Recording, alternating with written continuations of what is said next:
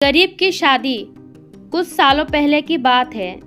मेरे साथ में काम करने वाले चपरासी लखन की बहन की शादी थी, तो उसने करीब 1 महीने पहले ही मुझसे बता दिया था कि वो 20 दिन के लिए अपने गांव जाएगा। उसने कुछ अग्रिम राशि के लिए भी आवेदन किया था, जो 50,000 थी। मैंने उस राशि को मंजूर कर दिया था, लेकिन उससे पहले मैंने पूछा था कि इतने पैसों का क्या करेगा, तो उसका कहना था कि बहन की शादी है, वहाँ खर्च करना है, बहन के लिए कपड़े बनवाने हैं और भी बहुत सारा सामान बनवाना है। मेरे रजामंदी के बाद वो पैसे लेकर और हमारे सभी सहकर्मियों को शादी का न्योता देकर अपने गांव चल गया। उसकी बहन की शादी 17 मार्च को थी। हम भी भूल गए थे कि उसके घर में शादी है। एक दिन अचानक उसका फोन आता है कि साहब जी, आप सभी को शादी में जरूर आना है और परसों ही शादी है, और साथ में अपना पता भी बताया। उस दिन सबने मिलकर यही सोचा कि अमीरों की शादियां तो हमने बहुत देखे हैं, अब गांव की शादी भी देख लेते हैं। तो सब लोगों ने अपना काम खत्म करके शाम 6 बजे गाड़ी में आ गए। सभी चंडीगढ़ आगे छाया के पास एक गांव है, जिसकी दूरी दिल्ली से करीब 2.5 घंटे की है। चल दिए। हम सभी 8:30 बजे वहां जा लगे। वो बिल्कुल पिछड़ा गांव था। ये बात 2003 की है। उस समय इन्वर्टर नहीं हुआ करते थे, ना ही उन लोगों के पास इतने पैसे थे कि वो इन्वर्टर किराए पर ले ले। गैस वाली लालटेन से रोशनी की हुई थी। बहुत लोग थे, करीब 200 के आसपास। फिर भी बड़ा अच्छा माहौल था, सुकून था।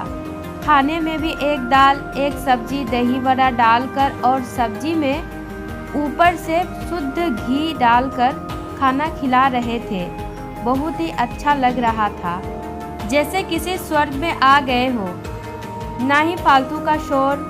सिर्फ घर के नहीं बल्कि गांव के लोग भी पूरी बारात का स्वागत कर रहे थे।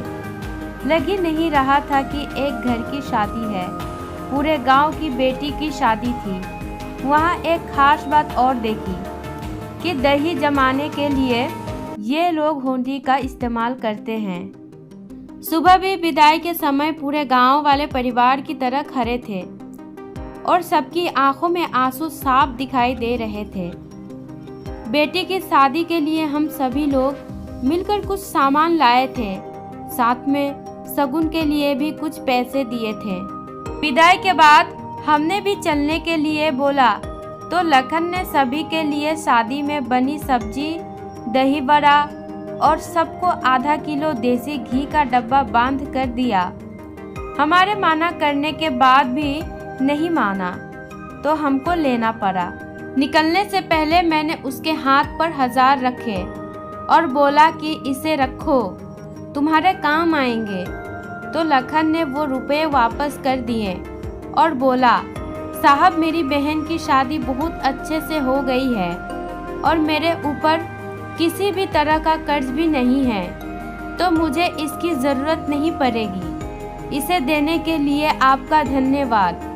फिर भी उसने बताया कि गांव के सभी लोगों ने मिलकर शादी की है। किसी ने घी लाया तो किसी ने दूध लाया, और साथ में अपने खेत की ताज़ी सब्जियां तो थी ही, और सारा खर्च मिलाकर भी 2000 मेरे पास बचे हैं। मतलब सिर्फ 48,000 में शादी। ये सब तो हम शहरी लोग कभी सोच ही नहीं सकते। साथ का असली मतलब गांव होता है। मैंने पहली बार समझा था। धन्य हो ऐसे लोग जो सबको अपना परिवार मानकर कार्य करते हो। वहाँ कभी परेशानी आ ही नहीं सकती। क्या हम सभी लोग ऐसा नहीं कर सकते? दिखावे के चक्कर में लाखों रुपया बर्बाद कर देते हैं, तो 2 दिन बाद किसी को याद ही नहीं रहता कि हम किसी अमीर की शादी में गए थे और वहाँ क्या खाया।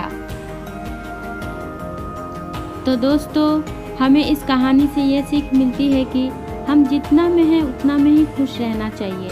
हमें लोगों को दिखा के हमें कुछ हासिल नहीं होने वाला है, क्योंकि लोग आज खाएंगे और कल होके भूल ही जाएंगे, और जो तकलीफ़ में रहता है उसे ही पता चलती है कि तकलीफ़ क्या होती है।